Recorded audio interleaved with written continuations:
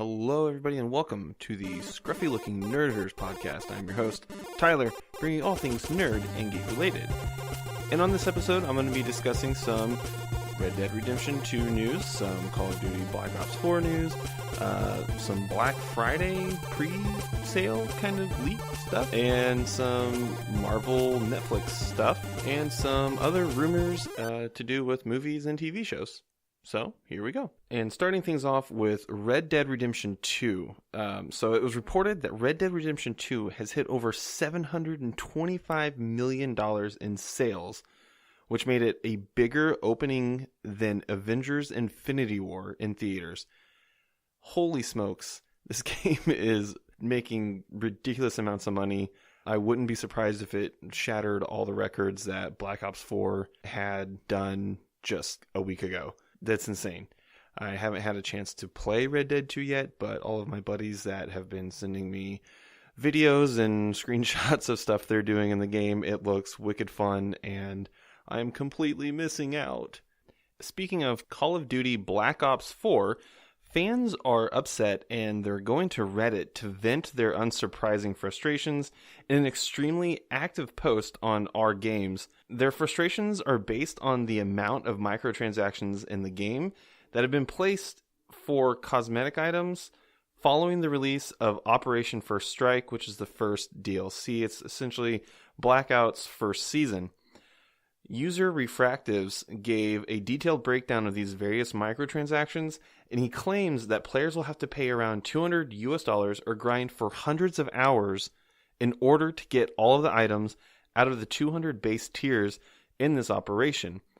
They claim users have to put in about 2 in-game hours to advance to a new tier and get a single item, and players have no control over what they get out of the reserves, which is the equivalent to supply drops in Black Ops 4.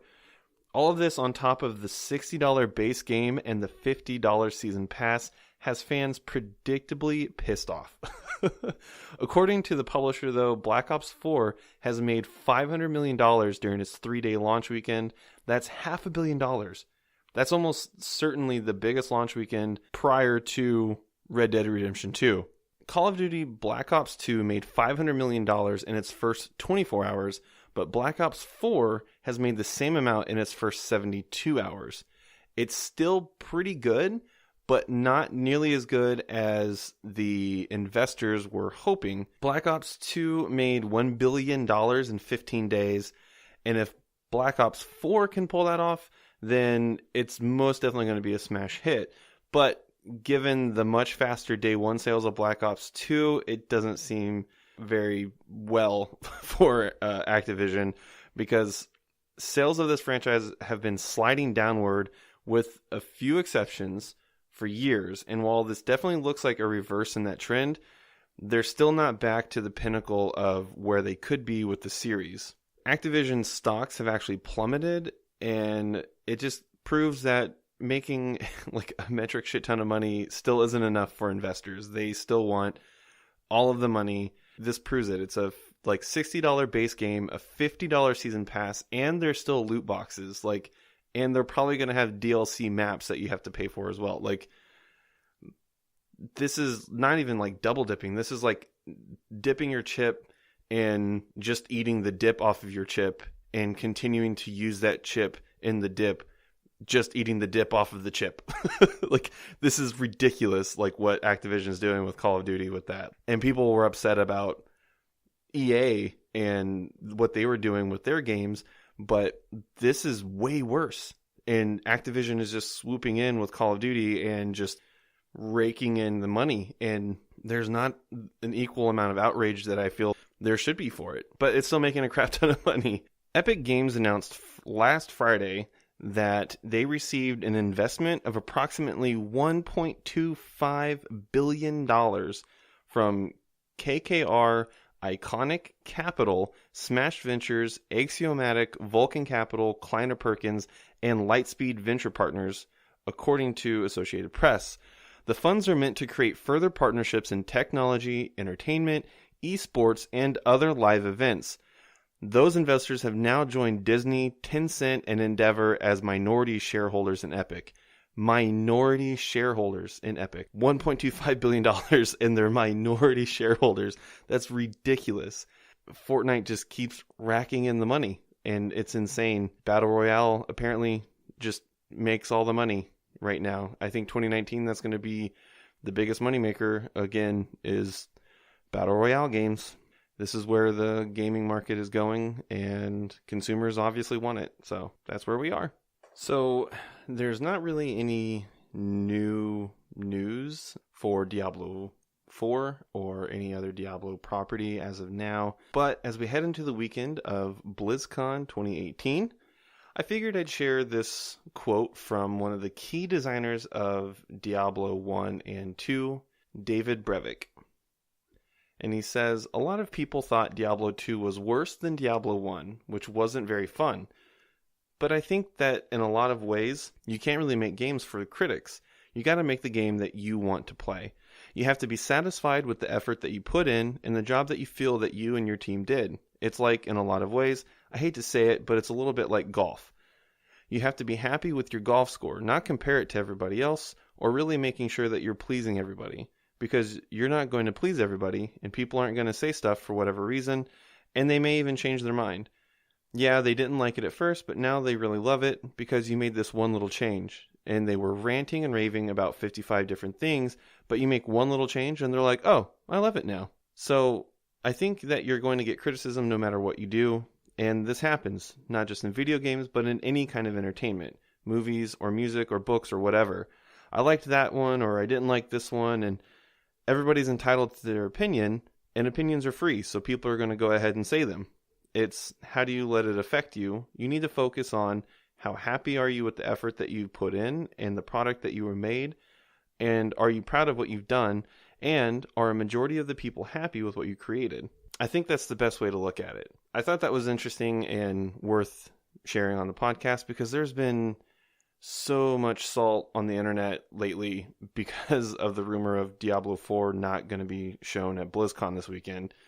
And, you know, last episode I had mentioned about Blizzard doing a giveaway where you could win lots of cool stuff, and literally every single post on Twitter that they make about it, it's just flooded with people just being douchebags about Diablo 4 and all that stuff for BlizzCon. And it's just, you know, I'm super glad to see the Diablo team take it in stride. I follow a couple of the people from the Diablo team on Twitter, and they're really doing a good job taking it in stride, not really responding to the people who are purposely just trying to be a-holes. This is something to think about, you know, little words of wisdom on this episode. And lastly, in video games, as we enter the lovely fall month of November, we're greeted with family traditions of giving strangers the people's elbow for cheap electronics in stores. And thanks to the lords of consumerism, you can just shop online now and not get suplexed at a Walmart.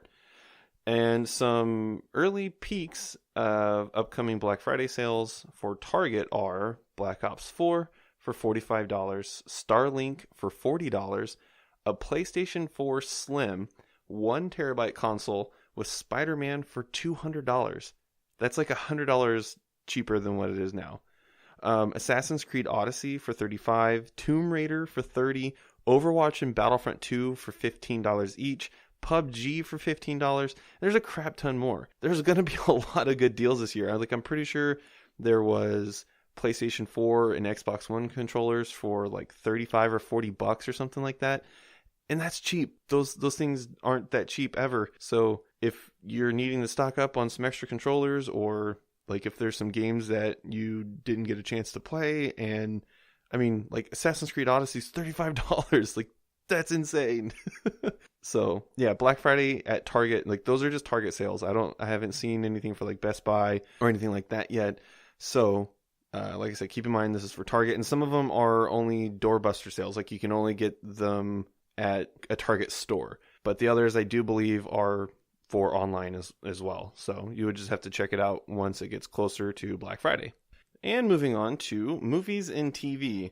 SiriusXM journalist Eric Weber tweeted, Kathleen Kennedy just confirmed to me the Boba Fett movie is 100% dead, and they are 100% focusing on The Mandalorian, #Star Wars. Earlier in the year, it was rumored that James Mangold, the writer and director of Logan, was set to write and direct the standalone Boba film. There have also been rumors of a Kenobi film, even though Ewan McGregor has said himself that there are no plans currently that he's aware of to move forward with such a project. And I've spoken numerous times about my feelings about the standalone movies. I would much rather see a standalone Boba Fett movie. But as we're getting a Mandalorian TV show for the Disney streaming service, I'm completely okay with not getting a Boba Fett movie. I'm completely okay with not getting a Kenobi movie because it's not something I need to see. I won't get into all of that all over again. You can check out one of my previous episodes.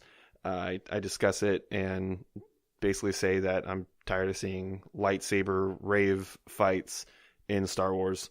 But moving on, it was reported by The Wrap, Ewan McGregor, perfect segue, is apparently in final negotiations to play Black Mask in DC's upcoming Birds of Prey movie. Roman Sionis, aka Black Mask, first appeared in Batman number 386 in 1985. He has became a fan favorite, known for being extremely brutal and sadistic. He's also known for being infatuated with masks, kind of like almost every other person in the DC universe. But that's super interesting, especially Ewan McGregor. I know he's pretty picky for the most part about his roles, and some roles he won't ever reprise again, and others he's, kind of on the fence on, like with Kenobi. I know he's not a huge fan of most Star Wars fans, and who can blame him, because right now they're all kind of a bunch of hooting dickholes. It'll be interesting to see what Ewan McGregor brings to that movie, and that also stars Margot Robbie as Harley Quinn, and other people that I mentioned in another episode, and I can't think off the top of my head. Daredevil Season 3's viewership was actually reported that it was less than half of Season 2 in its first week. And according to viewing figures provided to ScreenRant.com, indicate how the Marvel Netflix shows are really performing on the streaming service. An analytics company called JumpShot has been monitoring Netflix originals since 2016, looking at the viewing behavior and the activities of its US members. According to them, Daredevil Season 3 is still the most watched Marvel Netflix series since 2016. JumpShot compared the first weeks of the Season 2 and Season 3 and found out that viewership had dropped by 57%. Now, there are possible reasons as to why the views have dropped so dramatically. One being that it's been 2 whole years since Daredevil Season 2. Obviously, the momentum and the buzz from the show could have been lost. Number 2, Daredevil Season 2 also had a major draw with Elektra and The Punisher premiering, which had The Punisher had enough of a fan following to warrant a spin-off season and a Season 2 to be greenlit.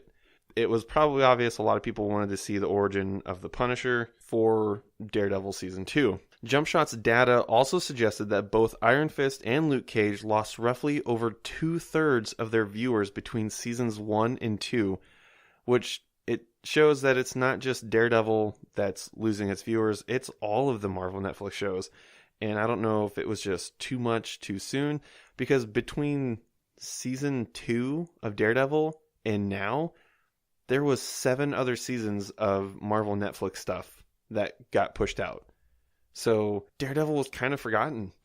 I mean, he wasn't on the forefront, and I feel like he should have been. Like, that should have been their go-to show, and the other stuff just kind of meshed in with it. I don't know. We'll see what happens. So for now, it looks like Daredevil is safe, but that could change in the future depending on how fast the viewership drops off after, as the months go on.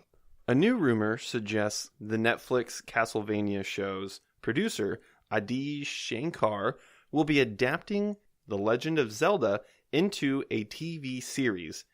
Shankar announced on Instagram that he was, quote, working with an iconic Japanese gaming company to adapt one of their iconic video game series into a show. According to information garnered by The Wrap, the series will be based on The Legend of Zelda. Shankar said that he will officially announce the project on November 16th at 1 p.m. So it's not confirmed as Legend of Zelda, but according to sources,